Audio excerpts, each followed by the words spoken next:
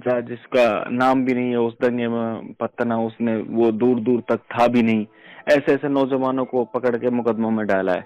मतलब एक मेवात का बहुत बड़ा नुकसान किया है सरकार ने इस दंगे के तहत।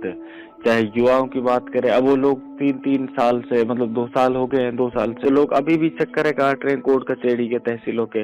इस वक्त क्या स्थिति है? जैसे कि मुआवजे की बात की थी सरकार ने, कुछ कार्रवाई की गई है, मुआवजे मिले हैं सरकार की तरफ से जिन लोगों की प्रॉपर्टीज मतलब बुलडोज कर दी गई थी। कार्रवाई को मद्देनजर रखते हुए सरकार ने ऐलान किया था।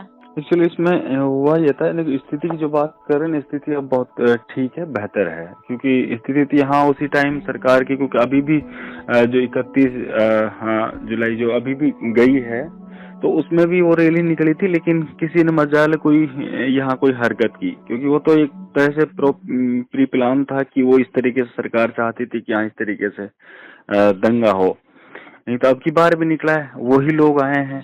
और मतलब वही लोग तो नहीं कह सकते कि जो लोग नफरत फैलाना चाहते तो वो लोग तो नहीं हो सकते, लेकिन लोग जो यहाँ चाहते हैं कि जिनकी श्रद्धा है, जिनकी आस्था है कि वो उस नरेश्वर मंदिर पाए, वो आराम से आए इस बार भी, और आकर के अपनी जो भी उनका मान्यता है वो करके गए यहाँ। तो इस तरह की यहाँ कोई दिक्कत है ही नहीं। मुआवजे को लेकर के यहाँ किसी को भी जितने भी लोगों के डेमोलिश जो घर किए गए थे, उन किसी को भी अभी मुआवजा नहीं मिला है।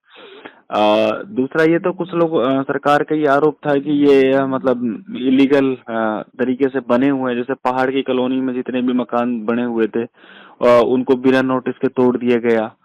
तो बाकी एक दो मकान जो बाजार में जितने भी तोड़े गए थे या दुकानें तोड़ी गई थी, वो बिल्कुल हाँ, वो तो एक तरीके से उनका कोई ना दोष भी कोई दोष नहीं था। जैसे एक अनीस था, एक सहारा होटल थी, और जी। कुछ नल्लड़ जो मेडिकल कॉलेज के सामने जो दुकानें थी, लोगों ने जो अपनी प्रॉपर्टी पे जो लोगों ने दुकानें बनाई हुई थी, उन लोगों को उनका कोई दोष नहीं था। जी। और उन लोगों को सरकार ने उनके मकान, मतलब उनकी दुकानें, उनके होटल और उनके मकान तोड़े।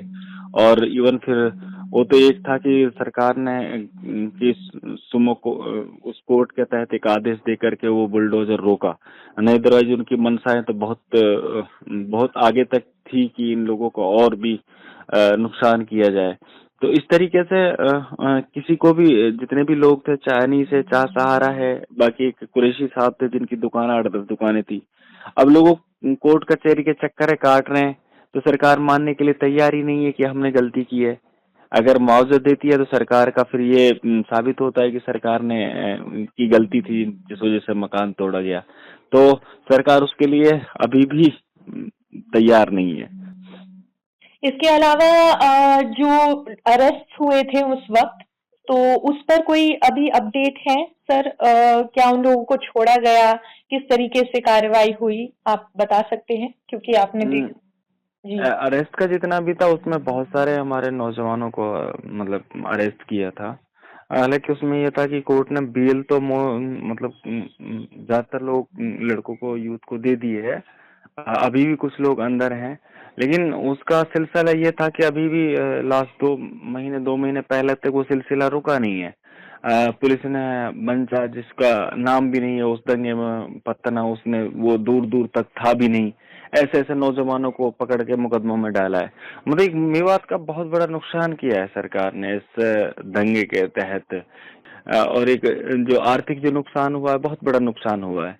तो अब और पिछले तो अभी भी कुछ यूथ को पुलिस पकड़ रही है, बस वो दंगे का नाम दे करके। हालांकि कुछ यूथ हमारी नजर में ऐसा भी था कि उस टाइम दंगे में नहीं, उनको कोई कंपनी में काम कर रहा था, फिर उन्होंने जब सीसीटीवी फुटेज दिखाई और दूसरे एविडेंस उन्होंने दिखाए, तो सर मतलब कोर्ट ने तब उनको जाकर के बेल दिया। तो इस तरह के बहुत सारे लोग थे। हालांकि कुछ लोग होंगे जिन्होंने दंगे में उनका हाथ था, लेकिन उसमें मोस्टली जो 80 और 85% लोगों को निर्दोष डाला था। मतलब कोई लड़का वहां था ही नहीं, बस ये था कि किसी ने उन लोगों ने उनका नाम बता दिया कि भाई ये भी हो सकता है, तो उसको पकड़ लिया। जो भी आरएसएस और बजरंग दल के लोग हैं, उनके टारगेट पे पुलिस ने लोगों को पकड़ा था। ठीक है। ओके सगीर जी, आप अपनी तरफ से कुछ कहना चाहते हैं? जो सहयोग या अभी फिलहाल तो आपने बताया कि स्थिति सामान्य है, तो कुछ जस्टिस के लिए कुछ कहेंगे? जस्टिस के लिए मैं यही कहूंगा, देखता हूँ सरकार जिनका नुकसान हुआ था ना, एक्चुअली उनका मुआवजा उन लोगों को दिया जाए, और सरकार को एडमिट करें कि इस तरह की कार्रवाई जो बुलडोजर के, अभी सुप्रीम कोर्ट का आदेश 1 भी अक्टूबर आया तक। है हुँ, कि बुलडोजर से देश नहीं चलेगा, और बुलडोजर किसी भी चीज का कोई हल नहीं है। लोगों ने बड़ी मुश्किल से अपना मेहनत कर करके, एक पैसे लगा करके वो लोगों ने अपनी मकाने बनाए, और एक मिनट में उसको तोड़ देना ये कोई हल नहीं है। अगर कोई दोषी है तो उसको सजा दे सरकार, कोर्ट, हमारा जो न्यायपालिका इसीलिए है कि उनको कार्रवाई करके उनको जो भी सजा हो, लेकिन किसी का बेवजह और एक शक की बुनियाद पे किसी का नुकसान करना ये गलत है।